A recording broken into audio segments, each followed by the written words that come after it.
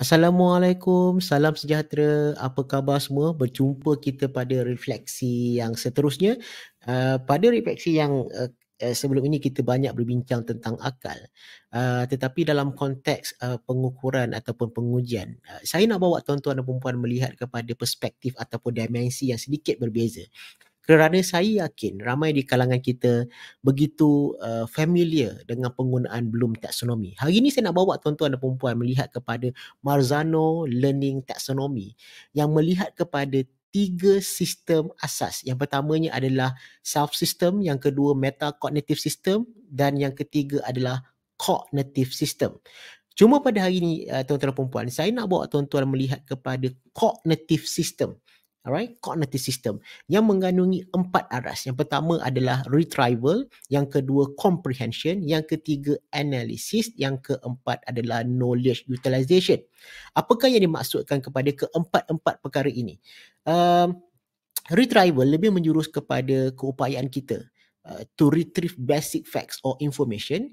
Comprehension pula melihat kepada bagaimana kita menggunakan the concepts of mapping and to ensure that they understand the information. Dan yang ketiga adalah melihat kepada keupayaan analisis. The task like comparing, contrasting, classifying information or error analysis push the student to think critically. Dan yang keempat adalah melihat kepada knowledge utilization, yang mana pelajar-pelajar diberikan peluang ataupun keadaan yang mereka boleh menguji keupayaan aras tinggi mereka melalui penyelesaian masalah dan kemudiannya diaplikasikan di dalam real context yang mana ianya sangat berguna kepada pelajar-pelajar. Jadi kalau kita lihat dalam konteks ini, kita percaya bahawa keupayaan pelajar ini boleh diselaraskan dengan setiap pensyarah ataupun mengajar memahami bagaimana Marzano Learning Taxonomy ini memberikan respon yang mungkin sedikit lebih komprehensif berbanding dengan Bloom Taxonomy.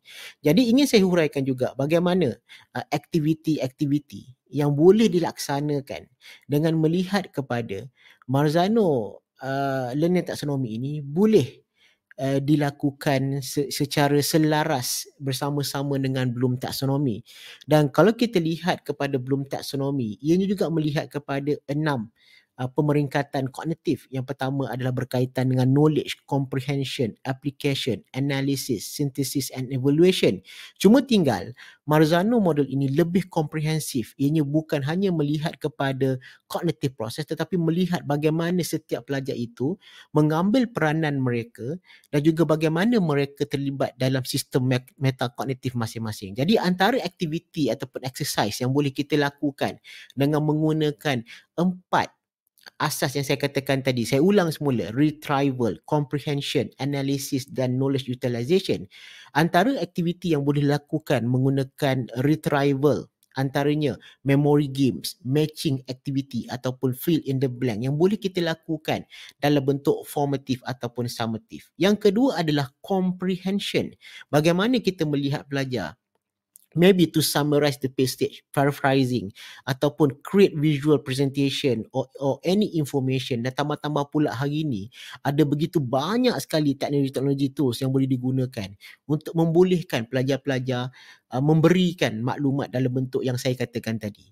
Yang ketiga adalah analisis. Ini antara keupayaan yang perlu dikuasai oleh setiap pelajar. Bagaimana mereka boleh berdebat, bagaimana mereka boleh menghasilkan critical essay writing, bagaimana mereka boleh breaking down the complex problem. Dan ini juga antara perkara nanti yang saya akan kongsikan. Bagaimana kita boleh mengupayakan keupayaan kognitif dengan menggunakan strategi-strategi kognitif yang sangat bagus, yang sangat sesuai dan ianya boleh diaplikasikan di dalam kelas kita nanti.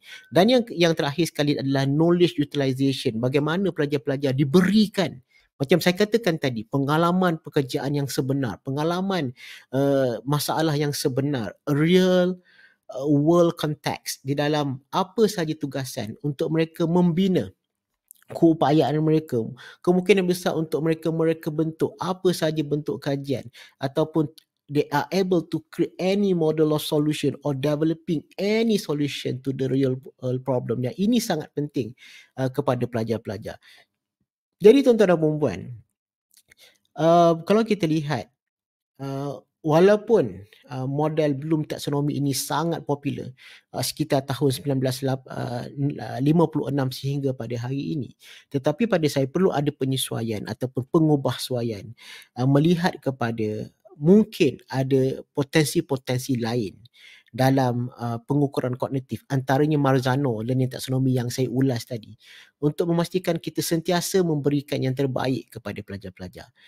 Cuma tinggal saya suka melihat bahawa Marzano learning taxonomy ini bukan hanya melihat kepada pengujian ataupun bagaimana pengujian itu boleh dilakukan, tetapi ianya secara tidak langsung memberikan kesan terhadap instructional strategies, bagaimana pensyarah ataupun pelajar berkolaborasi di dalam kelas dan seterusnya menghasilkan satu output yang sangat berkesan dan memberikan impak kepada pelajar dalam bentuk jangka masa panjang ataupun jangka masa pendek. Dan ini kita dapat boleh lihat dengan ketara dengan betapa popularnya pada hari ini Marzano taksonomi yang memberikan begitu banyak penekanan dan juga banyak perkara yang kita boleh lihat. Tambah-tambah lagi kita bercerita dalam konteks bagaimana kita membina to construct students meaning and also to make sure that they are able to become active, dan juga bagaimana pelajar-pelajar ini boleh seterusnya faham konsep student centered learning.